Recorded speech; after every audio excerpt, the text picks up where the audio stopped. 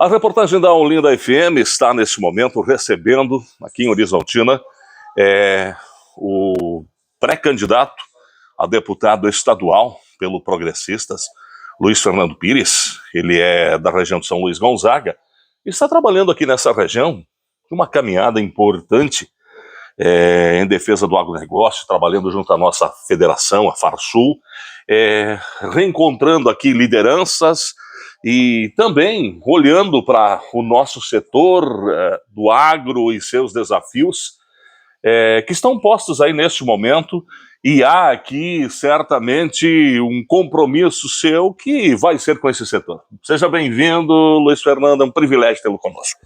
Bom dia, primeiro prazer, Paulo, poder falar contigo, com todos os ouvintes da Rádio Olinda. Estamos aqui em Horizontina, aqui na casa do nosso sempre prefeito, sempre deputado, nosso amigo Colato. Irineu Colato tem uma história que dispensa comentários, junto com a nossa secretária Leonara, com a Edna, com toda uma equipe que está aqui presente hoje. Num dia que também é bom relatar, né, que nós falamos aqui do agro, nós falamos muito que o agro é uma indústria a céu aberto, né, Paulo, e de fato porque a gente está sujeito a todas as intempéries climáticas. Verdade. Mas que o nosso estado, infelizmente, nessa madrugada, nessa noite, foi muito castigado novamente, principalmente a região das Missões ali, com estragos enormes. Na segunda-feira, após o meio-dia, Santo Antônio das Missões, 400 casas tiveram prejuízo com granizo, uma chuva forte que deu, uma pancada.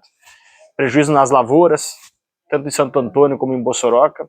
Bossoroca foram 2.500 hectares que tiveram prejuízo, então realmente isso nos preocupa muito, e por isso que a pauta do seguro rural é importante. E também aqui nessa noite, então, ali tivemos um tornado. Veja só, nós nos orgulhávamos tanto, Paulo, que não tínhamos esses problemas aqui no nosso país, e que tem aparecido cada vez mais, e que agora atingiu, então, o senador Salgado Filho, 7 de setembro, e Giruá, destruindo propriedades rurais, destruindo residências, casas, e ali em Ubiretama também 350 casas foram prejudicadas também por granizo. Vejam só o quanto isso tem impactado a nossa vida no dia a dia, a vida das pessoas que mais precisam, muitas vezes que estão com todas as suas economias, tudo que elas trabalharam durante uma vida e investiram na sua casa, tiveram prejuízo, e nós estamos então com essa solidariedade, primeiramente, a essas pessoas, e obviamente que a gente está, junto com a Defesa Civil do Estado, em contato, tentando auxiliar nesse sentido.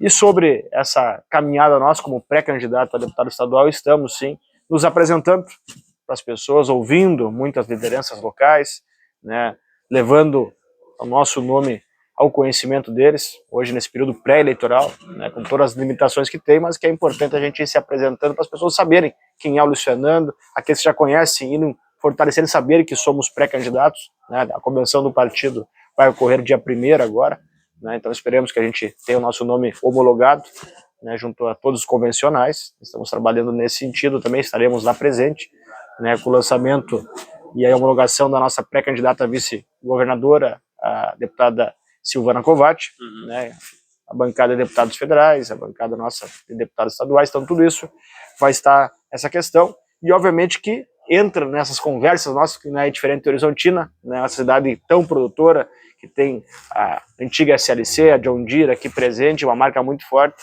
esse trabalho muito forte da defesa do agro como um todo, né, no momento que a gente precisa muito, já que o amigo é testemunha, já conversamos sobre isso, no momento de tanta dificuldade de endividamento dos produtores rurais, né, e aí a gente discute o que nós precisamos fazer nesse período para tentar amenizar e melhorar a situação.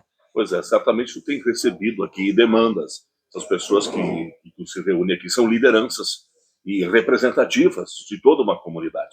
Horizontina, quando o agro sofre qualquer revés, ela é impactada diretamente. Nós olhamos aqui, nós temos uma fábrica que, de certa forma, impacta em outras fábricas que estão na cadeia, que vende implementos agrícolas, que vende máquinas, onde há uma série de coisas que impactam a decisão do produtor de comprar. Mas como vai comprar quando o juro é alto, quando o custo de produção está alto, quando a produção vem aí de 5 safras, nós perdemos praticamente 4, né? Então, quer dizer, esses impactos todos certamente têm batido aqui nas conversas contigo um pouco dessa angústia, deste cenário que preocupa no presente e também no futuro. Sem dúvida alguma, os produtores estão desesperados. Eu tenho dito muito isso, que não adianta mais medidas paliativas como tem sido ao longo dos anos as ações por parte do governo federal, principalmente. E agora teve esse anúncio, que o amigo é testemunha, que foi a MP 1371, que também não nos atende. Inclusive ontem o Antônio da Luz, que é o economista nosso, né, Paulo, que dispensa comentários o preparo que ele tem. O que o Antônio da Luz disse no estudo que ele fez? Que 88,3% dos produtores rurais não vão conseguir acessar o que essa medida provisória está buscando. Portanto, pouco mais de 11% dos produtores rurais gaúchos terão acesso à medida provisória. E nós sabemos que o problema é muito maior, mais do que isso. Os nossos produtores que procuraram renegociar as medidas provisórias anteriores, diretamente com os bancos e tudo, para ter o seu nome em dia, não ficarem no SPC, no Serasa, fizeram tudo conforme, demonstrando a seriedade que o produtor rural gaúcho tem. Esse produtor rural, por não estar, portanto, inadimplente, mas que está com dificuldade, porque vai estourar logo ali na frente, não consegue renegociar. Veja o absurdo dessa medida provisória apresentada como salvação por parte do governo federal e que não atende à necessidade nossa. Por isso... De cada 10, 8 não está acessando.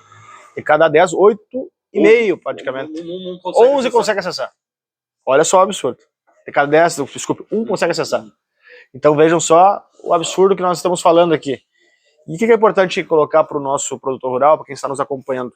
Que através então dessa equipe nossa, eu saí da Farsul em abril, mas continuo fazendo parte do grupo, né? Porque nós, uma vez Farsul, sempre Farsul, né? Sim, exatamente. Sou produtor rural lá. Nós estamos trabalhando através dos nossos representantes, portanto, a pessoa do Antônio da Luz, o presidente Domingos, sugestões aos parlamentares para emendas na MP, que vá atender daí isso sim. Aí. Isso é possível. Tá. Obviamente que daí teria que ter uma tramitação célere, rápida, né, dessa medida provisória, para que efetivamente essas mudanças viessem a contento. Mas nesse primeiro momento, então, os produtores rurais vão procurar, já que saiu a resolução, os agentes financeiros, os bancos, né, e não conseguirão, na sua grande maioria, mais de 80%, não conseguirão fazer a renegociação daquilo que realmente eles estavam buscando e que, quando houve o anúncio, acharam que seriam contemplados. Infelizmente, não. Então, nós estamos aqui muito angustiados, porque o produtor rural, tu colocaste muito bem, ele vem de um período recorrente de frustrações, seja por estiagem, por granizo agora, como teve produtores lá na região das Missões, que perdeu toda a cultura da canola. Eu vi imagens hoje de manhã impressionantes e tristes, né? Eu fico triste quando eu vejo um pavilhão de máquinas, um galpão de produtor destruído com maquinário no tempo. Ali está um suor de muito tempo, de anos, e que vai ter que agora ser reconstruído, e às vezes vai ter que tirar o recurso que quase não tem e de uma outra área. Então, quer dizer, eu acho que é uma preocupação que é premente a todos nós que vivemos, nós, independente se vivemos nas cidades, mas nós dependemos desse setor. Foi preciso, Paulo, porque realmente é isso que está acontecendo. Mais do que isso, talvez um dos piores momentos da história nossa. Então, quem teve prejuízo, como é que vai fazer um investimento se ele não estava nem conseguindo renegociar o seu passivo? Perfeito. Quem dirá conseguir novos créditos para poder fazer, então. Então a situação é muito complicada, muito caótica em alguns casos, como a gente está analisando, mas a gente tem passado a mensagem aos nossos produtores rurais que nós vamos fazer todo o esforço possível para poder buscar as soluções desse problema. E voltando ainda um pouquinho mais na tua introdução, quando tu falasse de Horizontina, o impacto que dá quando tem uma crise no campo, é assim em todo o estado do Rio Grande do Sul. Sim. A vocação nossa é a produção de alimentos, né, e é uma cadeia. Né, quando tem um prejuízo na produção, a John Deere vende menos máquinas, coletadeiras, tratores, semeadeiras, né, e assim a todas as demais empresas que trabalham nesse setor. As metalúrgicas vão fornecer menos peças, vai sobrar gente lá. O posto vende menos combustível, justamente. o profissional liberal não vai fazer uma casa mais, porque não se girou, o cara que ganha comissão dessas empresas também já não ganha. Então é uma cadeia que fere todo mundo, e as próprias prefeituras do ano passado, através da FAMURS, deixou muito claro isso, que era importante passar para o público urbano, que muitas vezes não se dá por conta da dimensão do que nós estamos falando, que não é apenas o produtor que perde. Todo mundo perde com isso, inclusive a prefeitura deixa de arrecadar, que é dinheiro fundamental para fazer uma infraestrutura, uma logística melhor, investimento na saúde, na educação, seja em todas as áreas que são de interesse. Bom, o teu objetivo de estar na Assembleia Legislativa é para ser, digamos, uma espécie da voz do produtor lá dentro. É importante essa esfera do Estado? Nós estamos buscando essa representatividade, então nós estamos nesse período pré-eleitoral, então tem que ter alguns cuidados nesse momento, né? Nós estamos nos apresentando às pessoas justamente para levar a mensagem. Terá depois a campanha e tal. Exatamente. E aí, bom, mas nesse momento, teu nome está à disposição. Exatamente, nós estamos colocando nosso nome à disposição. Da convenção do partido. Como pré-candidato e levando justamente as nossas bandeiras, e sem dúvida alguma, uma das bandeiras nossas que a gente vai defender, que é a essência nossa, é o agro, é a produção de alimentos, é a defesa do homem do campo, e realmente porque precisa muito nesse momento de alguém com conhecimento de causa para poder defender essas ideias. Além de ser produtor, né, tu tens raízes aí numa família de pessoas ligadas à liderança desse sistema todo, né? Sem dúvida alguma. Eu tenho o meu tio, Paulo Pires, que presidiu a FECOAG, a Federação das Cooperativas, né, e hoje preside a Copatri, cooperativa nossa da região lá, então tem uma história toda no cooperativismo, nós sabemos muito a importância do cooperativismo que tem aqui para o nosso estado, para o país como um todo, né? Então a gente tem essa ligação muito forte nesse meio, né? E a gente teve uma caminhada de alguns anos, né, junto à Farsul, presidi o grupo de jovens, formei núcleos jovens dos sindicatos rurais, então todas as demandas desses sindicatos rurais dessa região aqui, como 3 de Maio, Santa Rosa, né, aqui esse pessoal de São Martinho, Horizontina, toda a região como um todo aqui, elas acabavam nos demandando para alguma questão específica, seja nas questões ambientais, questões trabalhistas, questões tributárias, ou, como essa que nós estamos falando agora, relacionadas ao endividamento. E o setor cooperativo é um setor importante, nós estamos falando aqui de produção, as cooperativas de produção, mas hoje as cooperativas de crédito aqui, elas são, de certa forma, um grande suporte do produtor, e nós temos elas atuando forte. É cooperativa de saúde, é cooperativa de educação, quer dizer, o associativismo e o cooperativismo e os sindicatos, entidades que se formam aí através do associativismo e que são ferramentas que também buscam melhorar o dia a dia do produtor. Portanto, tu estás inserido, digamos, num setor importante e que demanda também a representatividade, né? Exatamente, e esses setores, né, têm dito para nós, colocado claramente, que eles precisam de representantes comprometidos com essas pautas. E é nesse sentido que nós estamos nos apresentando, então, buscando esse diálogo, essa conversa, essa discussão, para amadurecer justamente essas ideias de propostas que efetivamente vão fazer o reconhecimento e atender às pautas que os setores estão trazendo. Amigo Luiz Fernando Pires, privilégio a gente poder conversar aqui com o Jornal da Manhã, com a Rádio Olinda, contigo nessa tua visita horizontina. O que podemos desejar é que tu tenhas aí uma caminhada produtiva e que, claro, nós, no decorrer do tempo, voltaremos a conversar, e sempre é importante que essa visita, essa conversa, esse encontro com lideranças, saber ouvir, né?